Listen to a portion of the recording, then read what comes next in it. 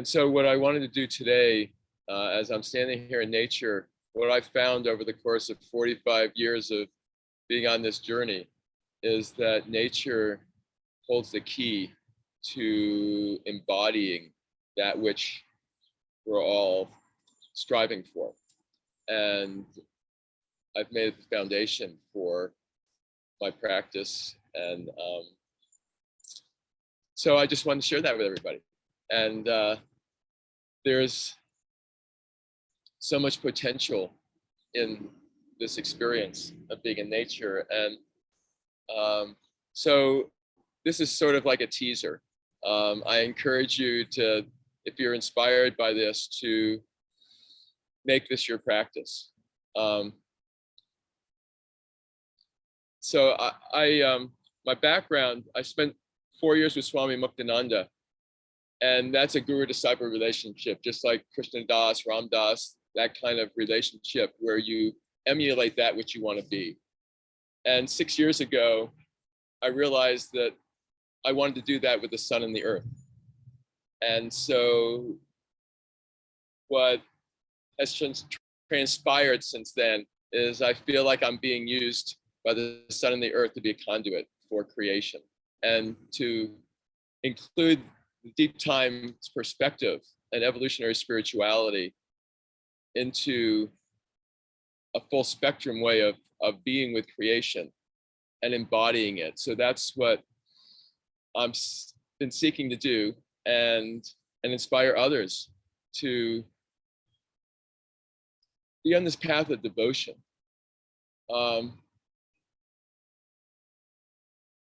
Because this path of devotion opens so much to us, and reconnects us to where we came from and our evolutionary past. And it does that naturally.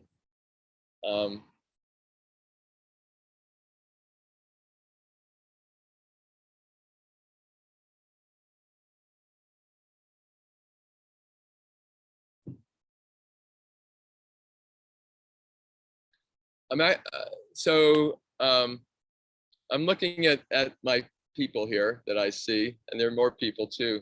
I want to invite you into the space of creation, to go to include our knowledge of this fantastic emanations of the universe that's all around us and in us. And so I have different breathing practices. So what I'd like to ask people is to stand up if you can, so that you can, there's a 3-part breath of connecting to the earth. I'm going to ask us to simply be as a tree. So you don't have to stand. You can imagine standing. You can imagine being a tree. I guess you can be a bush. There's different ways you can do it. There's all sorts of configurations. But the main idea is that there's these 3 points.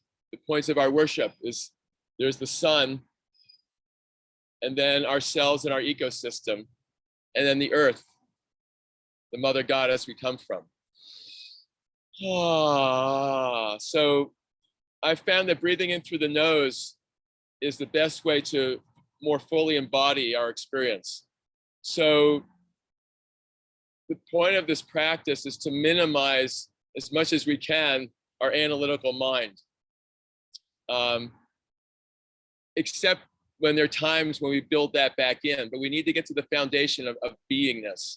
So we're trying to be without doing anything, and just to allow it to happen naturally. Bradford Keeney, psychologist who studied indigenous people around the world, he wrote a book and he proposes that shaking medicine is what he calls it, that all indigenous people, when they get in touch, simply to experience creation, is they shake. That's what characterizes people from around the world. So this is a perfect antidote for this world we're in that has us be stiff. How often, think about just just take 1 minute now and remember what it was like in elementary school. Think about first grade and you're sitting for hours at a desk. Those of us who did that. And think about all the impulses that our bodies wanted to do to be natural, and yet we had to suppress them. Well, we're living however many years you've been around the sun. I've been around 67 years. So that imprinting of contraction, of holding in, of denying our impulses, denying our instincts, that is built into the sinews of our bodies. And as far as I can see, the only way to release that is actually to move and to give ourselves permission. All of us have been aware of missionaries and some of the deleterious effects of being a missionary, but there's a term that I like, permissionary. Permissionary is giving ourselves permission. We're our own permissionary. Give ourselves permission to allow our bodies to move however it wants. That's freedom. And as the alchemists knew that as above, so below, that as within, so without, that as our bodies move, it allows our consciousness to move more freely. So I did 4 years of meditation with Swami Muktananda, sitting down and meditating and being still. And what's true for me now is that when I put myself in nature and I open to this magnificence, and allow it to have its way with me, then I open. And so I'm I'm the outlier here. You can't be more weird than I am. So just allow yourself to move. And now about sound. So much in our culture are having us not talk. I mean, we don't even talk on the phone now. It's like it's imposing on someone to just call them, like to use our voice to talk to us. We have to get out of that.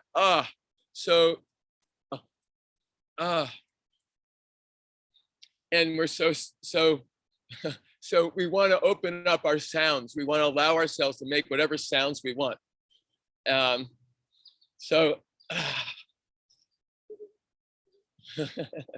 was out one day doing this and with my friend and someone came by and said, "What are you doing? Is that Tai Chi?" And I thought about it for a moment. I said, well, kind of. It's more untied chi. Untied chi, to allow our energy to be untied.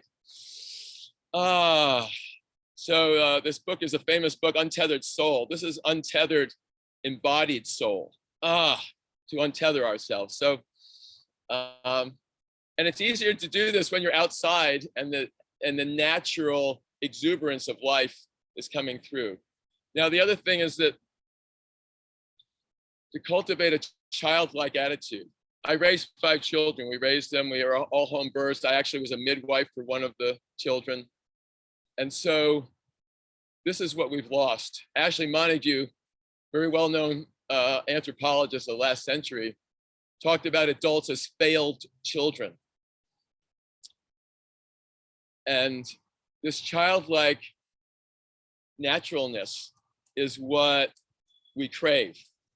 I did a lot of work with integral philosophy. Terry Patton was a mentor of mine and a dear friend. And that philosophy talks about including and transcending.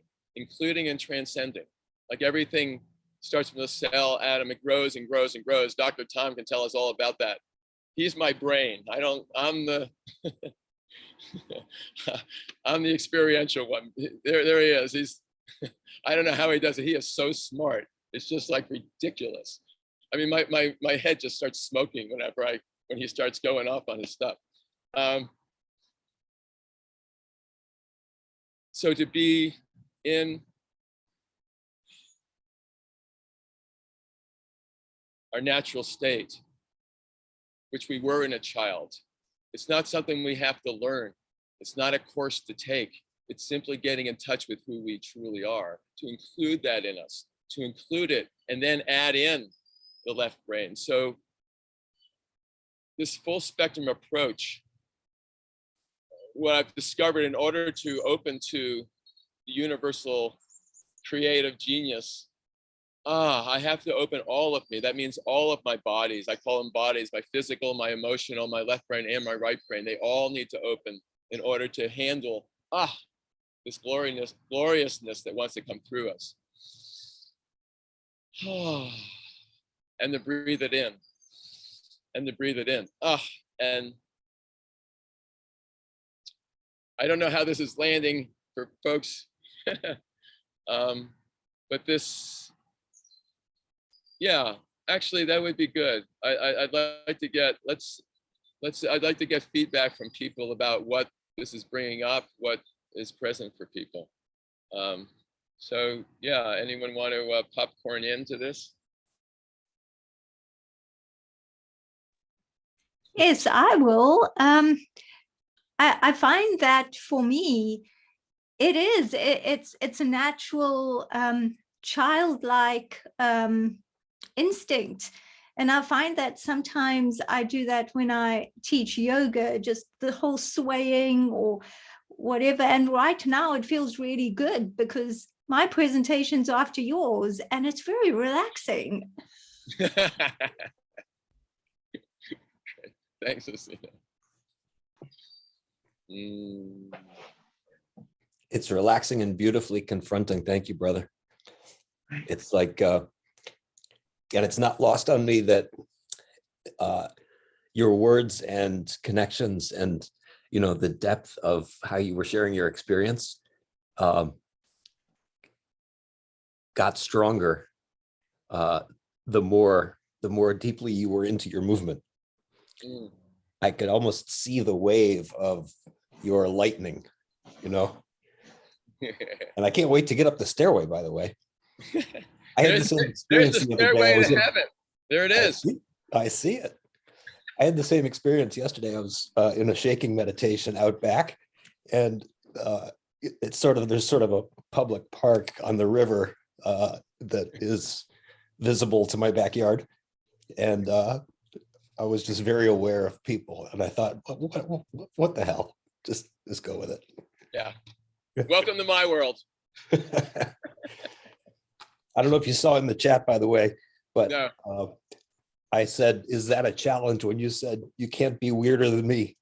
Yeah, it's totally a challenge. Yeah, I know how competitive you are, Tom. Yeah, let's go. Tix, your hand is up. Thank you. Thank you. It's great to be hearing you, Josh, hearing you with much simplicity. There's the stairs in the background, so very appropriate with the title of your presentation.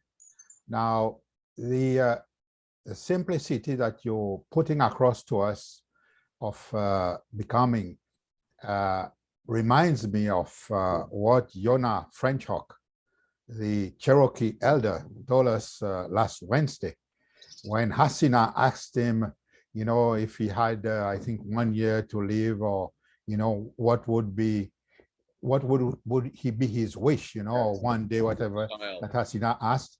And he told us this beautiful story where a mother the weekend before had handed him a 6-month-old baby. And he had that baby on him, you know, for a while. And he told us that, I mean, in his last moment, he would really like to be like that baby. And when he saw the joy with which the baby recognized the mother when the mother was coming back for for him. I've heard about being childlike so many times, being having grown up, in the Christian tradition, but I've never heard it put across so powerfully as Yonah put it. And now you're really emphasizing that. So I thank you. I thank you, brother. Thank you. Text is so beautiful. And that's the invitation, that we can be the 6-month-old. We are the 6-month-old. That's what that's what our evolutionary process has been, is to be that, and to be a child, and to be an animal, and to be a vegetable, that we have that consciousness. And so include and transcending all those stages. That's what's available to us. And I'm going to send, anyone else want to share? And I'm going to we'll screen save after that. Yes, dear. There's, okay. Orla, you muted, and then after Orla, Yeah. Annie's had her hand up for quite a while. So Oh, I'm sorry. no, it's Yeah. okay. Yeah. Well, Annie's doing it with the little ones. It's just so inspiring to see Annie. But I just wanted to say thank you, Josh. We're exactly the same age, 67. And so my whole research was on coming back to the body, and then what was happening in classrooms now through deep time, let's say. And I just hope that we can get into the schooling process and invite teachers, because even now, I remember, we used to take little naps and we put a mat down on the floor and the triangle would go. I don't know if they even get that now. So, the right brain is, it's crucial to bring in and have that balance. So thank you. And I just wanted to say too about movement, that I have these little turtles, little box turtles. And I came back from my beach walk today, and these little plastic toys, they get all filled with sand and then they wash out and then the turtles end up eating them. Well, there was a plastic one. So I picked it up and I washed it. And I thought, oh, here's a nice clean one I can put as a decoration. And then what did I do? I got the plastic thing like a little child, and I went like this. I was making it alive, like like little kids do. You want this still thing, the rocks, the stones. You want to make them alive because they are. So thank you for all of that. Yes. Thank you. Yeah. That's beautiful. Thank you so Annie. much. I'm just going to put an exclamation point on all that's been shared.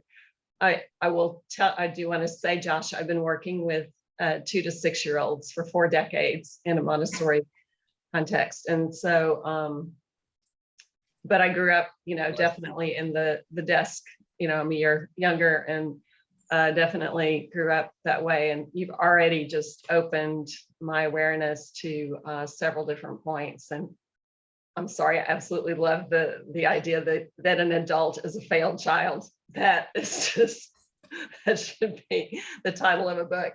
But anyway, I just wanted to affirm what you're saying. Yeah, thank you. Beautiful. Thank you so much. And thank you for doing that with the kids. I mean, that's our hope. So I wonder, self-touch. People talk about self-love, how important that is. This is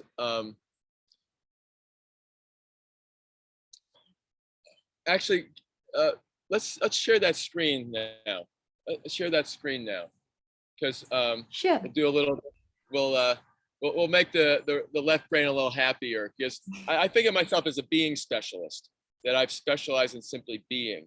And what I found is that by doing that, I get downloads of the left brain. And this actually came through this morning in my,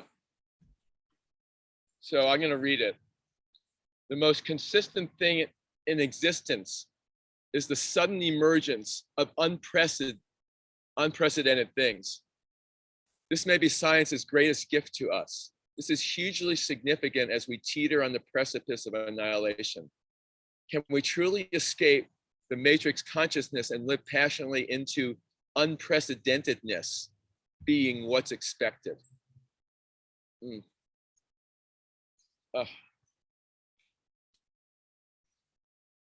So it's taking this knowledge that science gives us and then embodying it.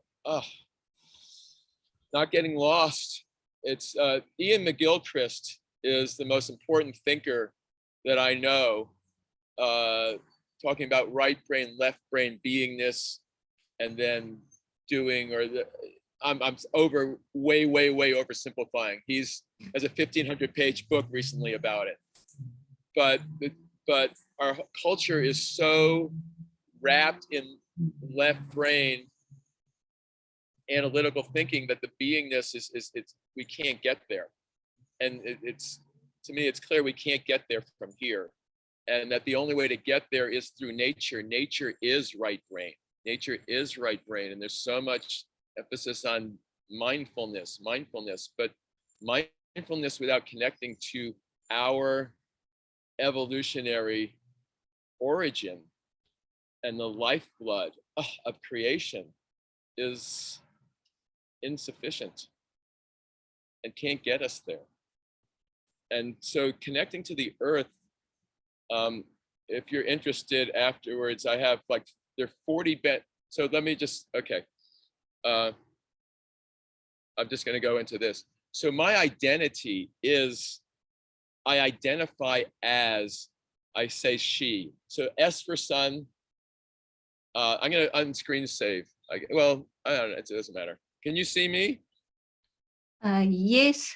Okay. Anyway, so S for sun, H for human, E for earth. So SHE, she. So I identify with she, and not just in this moment, but also as the 4.5 billion year process that brought all of this into existence. So expanding my identity to simply be aligned with what actually is I listed 40 benefits of that. There's 40 different benefits that just naturally arise from simply expanding our identity. And there's a lot of stuff to go into there, but we won't do that now. So the unprecedentedness is that paradigm, which is what's real, to breathe into that. And what I found is that the way I can do that best is being in right brain, and beingness in nature. That simply is the sea we're swimming in. And so there's direct access. And also the direct access internally is as I am. So for me, it's always returning. I'll have this thought, I'll have that thought. It's like, as I am, I open as I am. And the first time I started coming out to being with the trees, when I started this process and the ecosystem. And so I play sports. And so I know what it's like to be new to the team, and not that good, especially, you come on a team generally like you're the youngest. And so I just said to all my guys out here, hey guys, I'm new to the team. I'm not good at this. I don't know how to do it well, but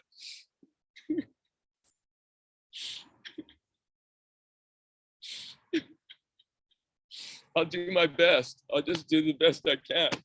And so I've been doing this for over 5 years every day, just letting it have its way with me as she. So it's so wonderful. So let's go back to the screen sharing. Sure. Screen share. But yeah, I just want to pause here. That's a good place to pause.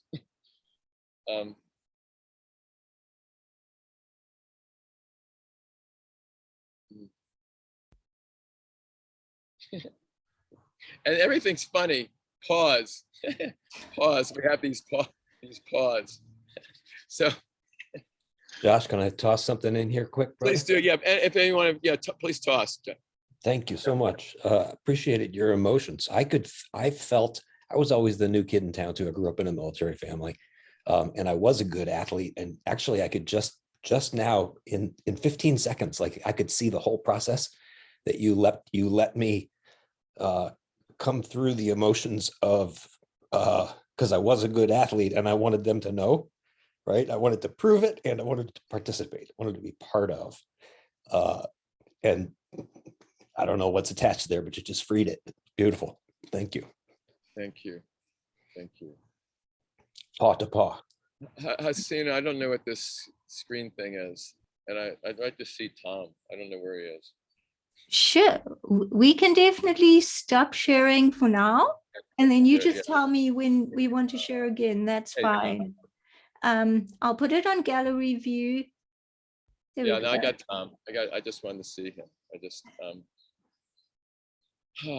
you know, I'm just gonna say this about men. You know, being on teams, it's such a beautiful way to be the individual and the team. And that I love basketball, and you have to be the best individual and the best team at the same time. I love playing with polarities. They're everywhere. And so in the screen share, I had something about touching, but I'll just do it.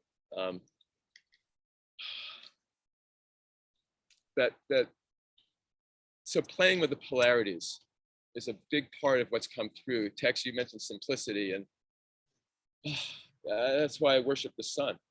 The sun is so simple. It's the simplest element. It's the simplest element. It's only hydrogen. And look what it does. And look what it's done for 4.5 billion years. It's burning the equivalent of 86 elephants every second. They figured out how to do that in deep space to come together to create that. In its simplicity. And to me, it represents the outward, the yang energy, the yin yang energy, the yang energy, the outward moving force. And it's like the Father. It's not part of creation. It's separate from creation, but it shines its light and it blesses us and it helps us grow. And then there's the Mother, the goddess who is the light, the goddess who is the mother of all. She's the mother of all and figured out how to do all this. She figured out how to do all this, including us, and we are of her, and we have that capacity.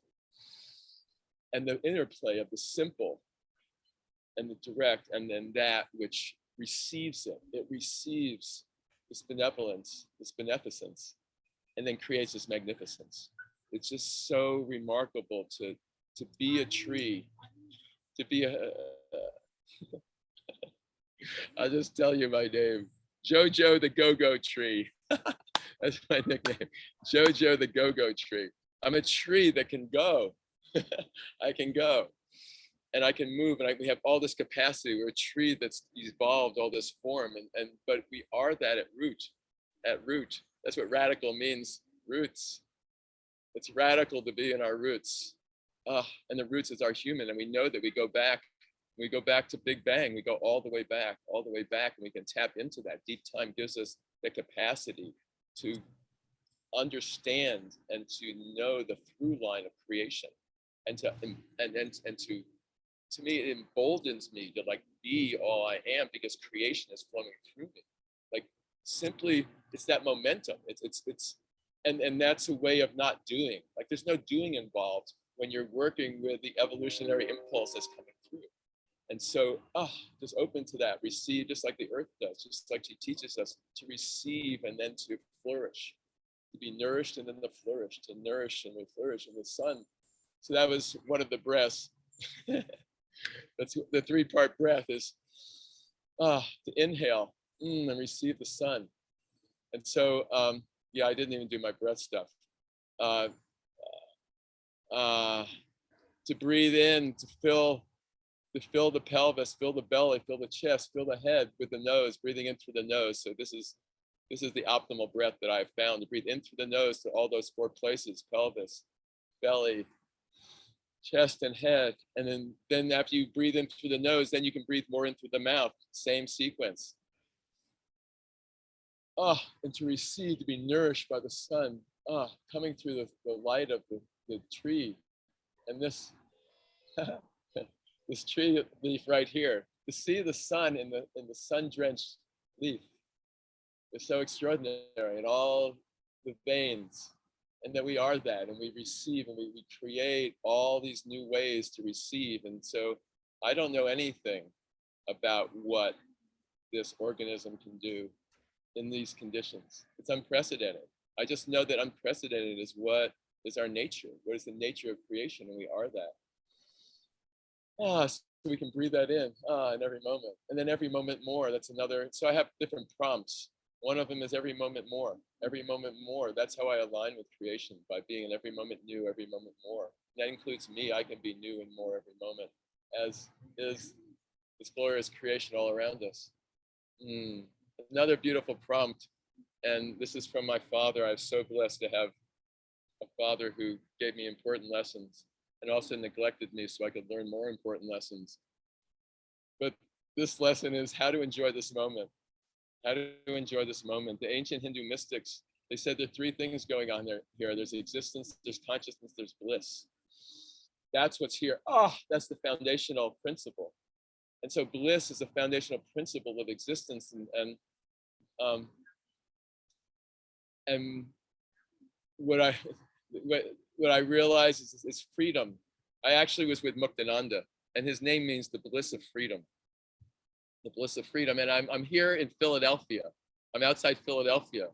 The spirit of this country is here in Philadelphia. We have freedom and the bliss of freedom. And can we be free? And can we get outside this matrix and be in that place of freedom? And the nature of freedom is bliss. The emotional appropriate response to freedom is bliss. So giving ourselves permission to experience all that we are. So we can touch ourselves. So that polarity, the polarity is everywhere, the sun and earth, the inside and outside. And so I recommend those of you who have cats or young children and you touch them, but like I just think of like how I massage my cat or my dog, massage their head. We can do that to ourselves. We need to touch ourselves. That the only way to be with nature, if we're not outside, is to touch ourselves, or to touch another living human being or another being that's alive. So we can do that here. No one can stop us. We're totally free to touch ourselves, to revel in that. And I think I had in those notes about looking at our hands. Just stay, we can just stay here. I don't need that. Just look at our hands. So right now, I just take a minute and look at your hands. And think of all the evolutionary ancestors that went into these hands being here. That all of them are here with us. And then to look at them and just to see, like, this was created, this evolved. Like, how magnificent is that? And how can we expand our capacity to simply be with magnificence of life? That's our superpower. That's what humans have. Machines can't do that. And machines can't touch. There's all these massagers that do all this stuff, but machines can't touch ourselves, to feel it on our fingertips, to feel it in our jaws, to feel that sensation. Like, how did that happen? That we evolved the capacity to feel this, and to even talk while I'm feeling it, and to create the capacity to like have this Zoom here, and these glorious people like Hasina, who's so kind. Her kindness just oozes out of her.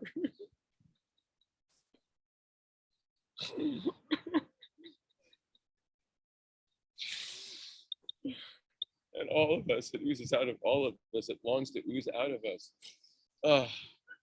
Yes, we need to have that kind of oozing rather than the oozy. Go from oozy to oozing goodness. So thank you thank you for receiving what I'm sharing. I feel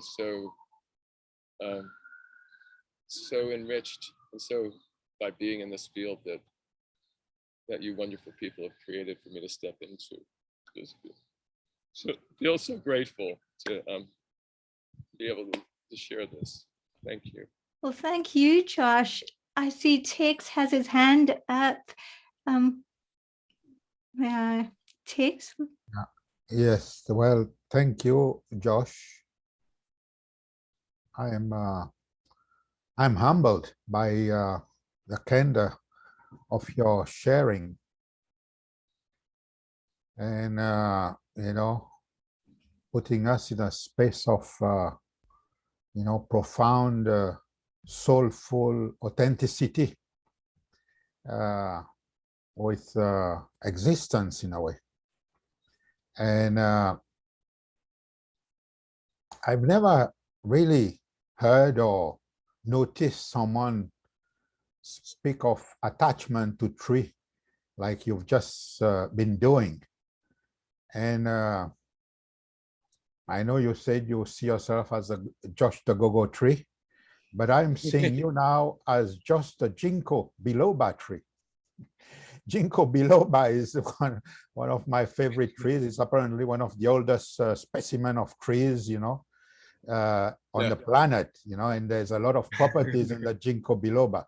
And I love seeing ginkgo biloba trees around, and I pick some leaves and make a tea occasionally here and from here and there. Anyway, so henceforth I'll be seeing my brother, when it, yeah. I just say I want to hug them with you. Yes.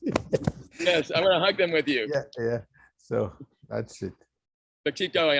I'm sorry to interrupt. No, that's good. That's good. We hug the tree. I get the grandsons to hug the tree, and so yeah, the ginkgo biloba. I'll be seeing you in the ginkgo biloba trees when I gaze upon one,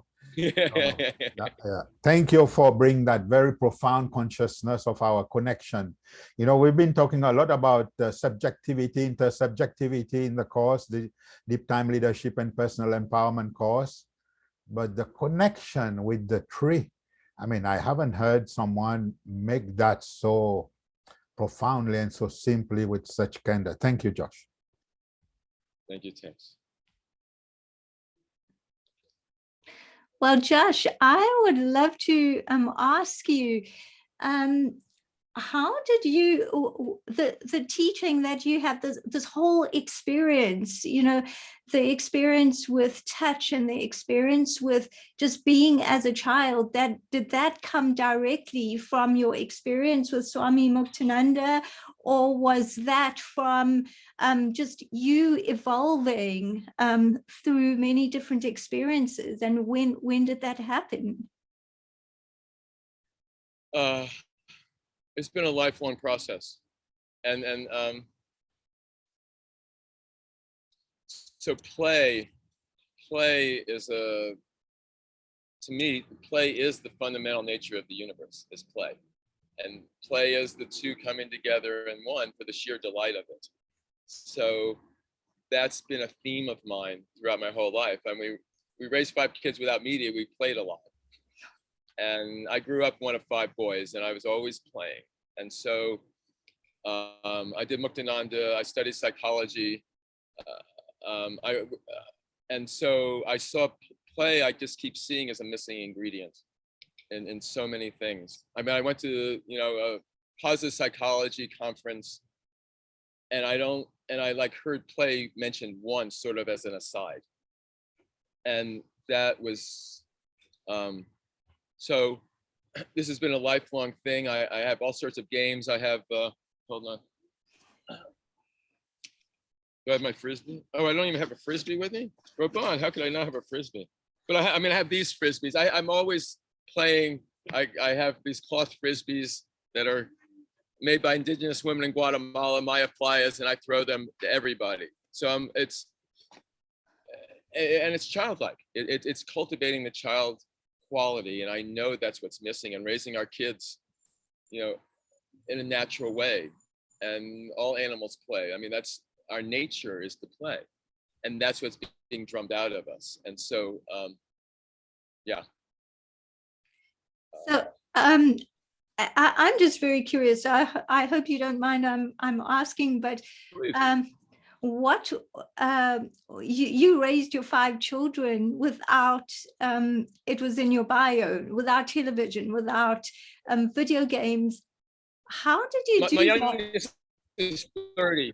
So there wasn't so much back then. My youngest is 30 years old. Oh, okay. Waldorf. Okay, Josh, you're breaking up a little. Waldorf community is, I don't know. Oh, I'm sorry. So yeah, Waldorf philosophy is what guided us, as well as the continuum concept in terms of raising our kids. And Magical Child, Joseph Chilton Pierce, has been an important mentor of mine, and a fabulous, incredible, his work on early childhood and what children need to have a secure bond. And it was essential part of how we raised our kids, and protecting them from the culture in order to create our own family culture of caring and sharing. I mean, that's how we all lived in tribes, was caring and sharing. And so how to create that. Oh, that's beautiful. Well, I'll let you continue. Does anyone else have anything to say, or go ahead, Tex. Tex, you muted. I thank you. I put in the chat a quotation from an article that was published in Cosmos Journal, and it was written by Annie Spade. Now, there's a part, she says the multiple and life-threatening crises of our times, the tipping point of centuries of humanity's struggle to rise into its evolutionary capacity, might all wisely be resolved by mindfully awakening or reawakening the potentials of early childhood in ourselves. In fact, the child in every person remembers. And she goes on. So that's an article in Cosmos Journal. I put the link there for people who want to access it. And it was published spring 2021. Wow. Thank you, Tex. Yeah. Myself, at some point early 2020, after being very involved in civil society here in Quebec for a citizens' constitutional assembly. Of course, here in Quebec, I operate in French, so sometimes my tongue get a bit twisted. Anyway, so I was involved with so many of these adults, with all of these grand ideas about, effective democracy and all that lot, And I was prompted to write at the early 2020 that beyond missions, strategic plans and projects, even well before, there are persons, especially the children, unless we forget the lifelong innate child in each of us adults. Because you see, we often thinking as adults that we'd like to live a better world for our children. And yet we do not, I think we do not do enough to maybe nurture the child in ourselves, and maybe even heal the child in ourselves as adults. If we do not do this, I think it's almost like a paradigm shift that needs to happen. We need to tend to ourselves. I mean, and you've been a great example today. You've been most childlike, you're just, 2 years less young than myself. and you're coming across with all these childlike qualities, We need to get a hold of that so that we can do a better job by our children, by our grandchildren. Now, I'm also a grandfather, so I'm very, it touches me profoundly. I think there's something here for humankind to look at. If we want to do right by our children, we need to look inside ourselves as adults at our child, innate child, and there are things that maybe we need to heal there, or we need to acknowledge and but we need to reveal our relive, you know, the innocence of our childhood, you know, where we could be in awe and wonder for living. Thank you very much.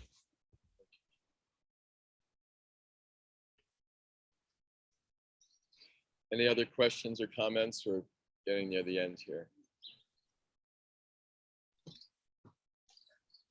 Well, I do have one more question. And what I'd love to know, I'm so curious about, what has been your why? Because think about it, in today's world, most of us don't live like children. Most of us don't get back there. We don't reconnect. So when you did either reconnect or you lived that way all the time, what was your why? Well, the reconnection is, the why is to align with creation. I have to be aligned with myself in order to align with creation. Creation made me a certain way. And so at the age of 18, I knew that everything I'd done was a script. So psychology, I have a master's degree. Did a lot of psychological work in college before I met Muktananda. I met Muktananda because I realized that there had to be something more, because there had to be the spiritual. But the whole point of getting rid of all our conditioning, that's been imposed, that gives us the freedom. And that's what the child is. The child is the adult without all the conditioning, just a natural child. And so it's like, I simply want to be with what is. If that's good enough for me, I want to be with creation. And so I do. And my organism now more and more just naturally wants to let go of my conditioning. And it wants to simply be what is. And I just want to say one more thing about secure bond, because this is something I studied a lot with our children, because all home births, all that's important. But we need to have the secure bond with the earth and with the sun and earth in this process and with the universe.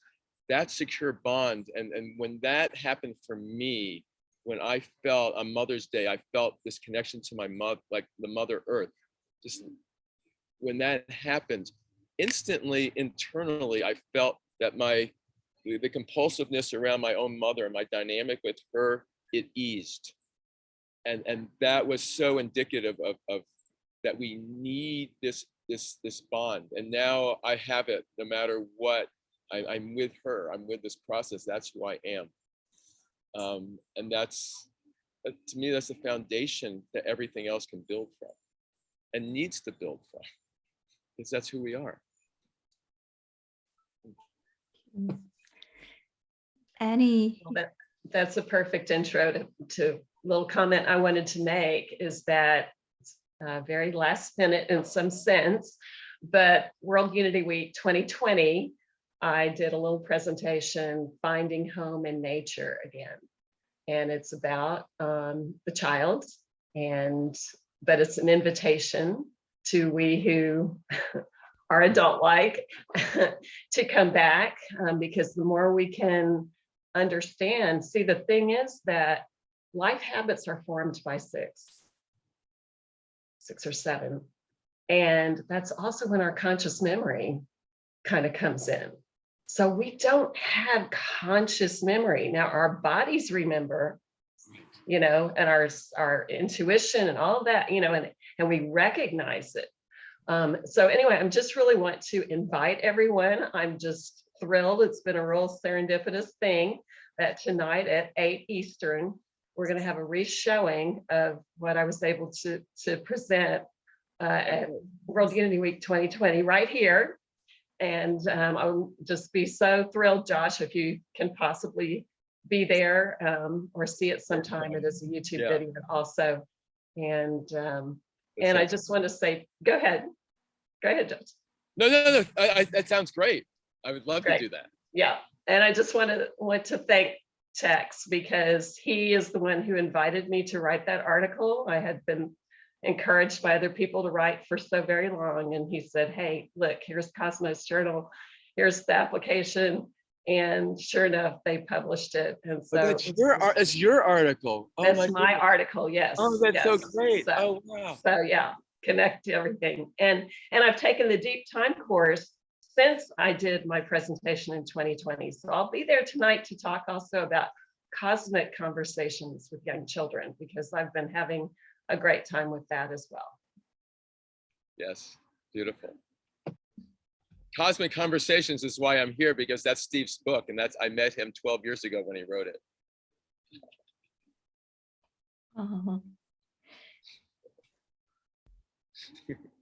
Josh, wisdom, your wisdom for everyone as we end today. Oh, my wisdom. Or your laughter, or both. No, that's it. That's fake it till you make it. Okay. So tuning into the Joy channel, and I didn't talk about gratitude. So a little bit, our hands are that we are that. So I just want to end with gratitude. Gratitude for all who made this possible. Gratitude for everyone in all of this, and then gratitude for this world that's forcing us to evolve or die. And there is still time to change the road we're on. So thank you all for being on the stairway with me this morning. Yeah. Toodaloo. Thank